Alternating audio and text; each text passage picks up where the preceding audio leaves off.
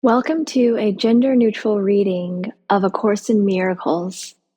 Today we're looking at Chapter 16, The Forgiveness of Illusions, Part 3, The Reward of Teaching. Number 1. We have already learned that everyone teaches, and teaches all the time. You may have taught well, and yet you may not have learned how to accept the comfort of your teaching. If you will consider what you have taught and how alien it is to what you thought you knew, you will be compelled to realize that your teacher came from beyond your thought system. Therefore, your teacher could look upon it fairly and perceive it was untrue. Your teacher must have done so from the basis of a very different thought system and one with nothing in common with yours. For certainly, what the teacher has taught and what you have taught through the teacher have nothing in common with what you taught before the teacher came. And the results have been to bring peace where there was pain, and suffering has disappeared to be replaced by joy. Number 2, the reward of teaching. You may have taught freedom, but you have not learned how to be free. I said earlier, by their fruits ye shall know them, and they shall know themselves. For it is certain that you judge yourself according to your teaching. The ego's teaching produces immediate results because its decisions are immediately accepted as your choice. And this acceptance means that you are willing to judge yourself accordingly.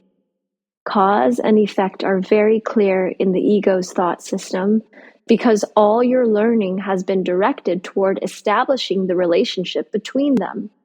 And would you not have faith in what you have so diligently taught yourself to believe? Yet remember how much care you have exerted in choosing its witnesses and in avoiding those which spoke for the cause of truth and its effects. Number 3, the reward of teaching. Does not the fact that you have not learned what you have taught show you that you do not perceive the fellowship as one? And does it not also show you that you do not regard yourself as one? For it is impossible to teach successfully wholly without conviction. And it is equally impossible that conviction be outside of you. You could never have taught freedom unless you did believe in it. And it must be that what you taught came from yourself. Yet this self you clearly do not know and do not recognize it even though it functions. What functions must be there? And it is only if you deny what it has done that you could possibly deny its presence. Number 4, the reward of teaching. This is a course in how to know yourself. You have taught what you are, but have not let what you are teach you.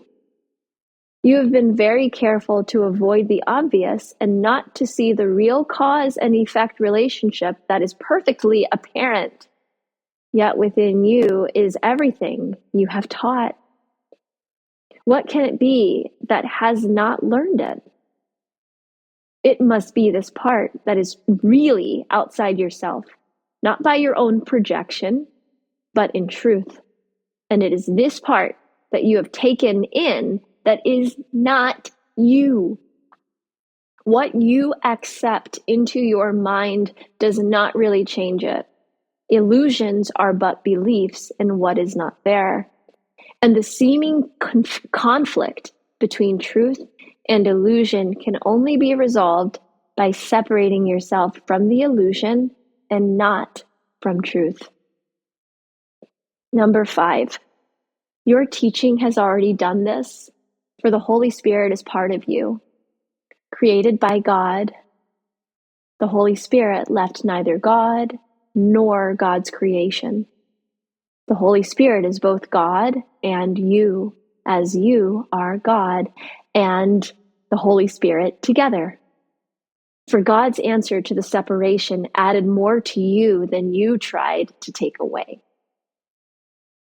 God protected both your creations and you together, keeping one with you what you would exclude. And they will take the place of what you took in to replace them.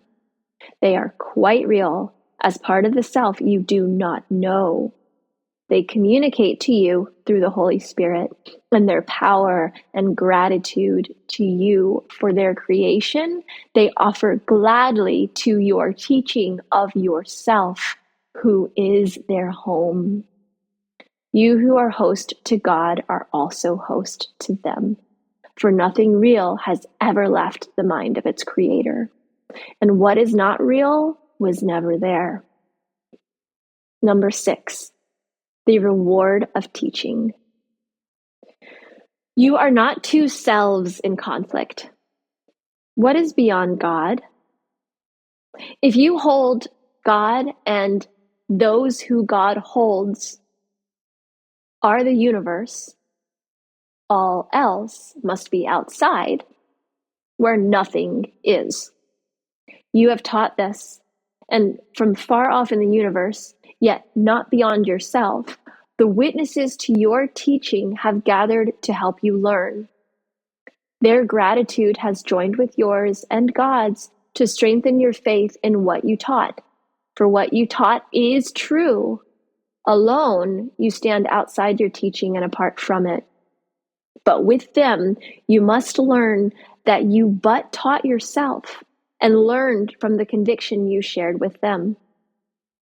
Number 7, the reward of teaching.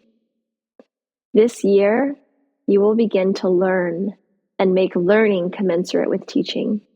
You have chosen this by your own willingness to teach.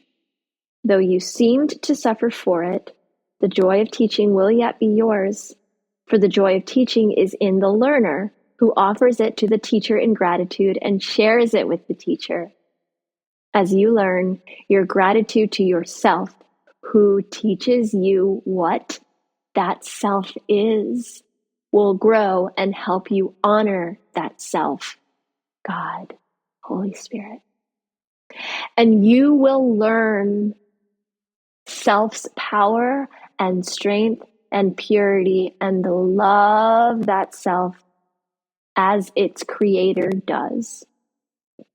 God's kingdom has no limits and no end, and there is nothing in God that is not perfect and eternal. All this is you, and nothing outside of this is you. Number 8, the reward of teaching. To your most holy self, all praise is due for what you are and for what God is who created you as you are.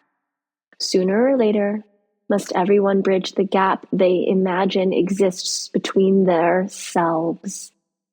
Each one builds this bridge, which carries them across the gap as soon as they are willing to expend some little effort on behalf of bridging it. Their little efforts are powerfully supplemented by the strength of heaven and by the united will of all who make heaven what it is, being joined within it. And so the one who would cross over is literally transported there. Number 9, the reward of teaching. Your bridge is built stronger than you think, and your foot is planted firmly on it. Have no fear that the attraction of those who stand on the other side and wait for you will not draw you safely across, for you will come where you would be and where yourself awaits you.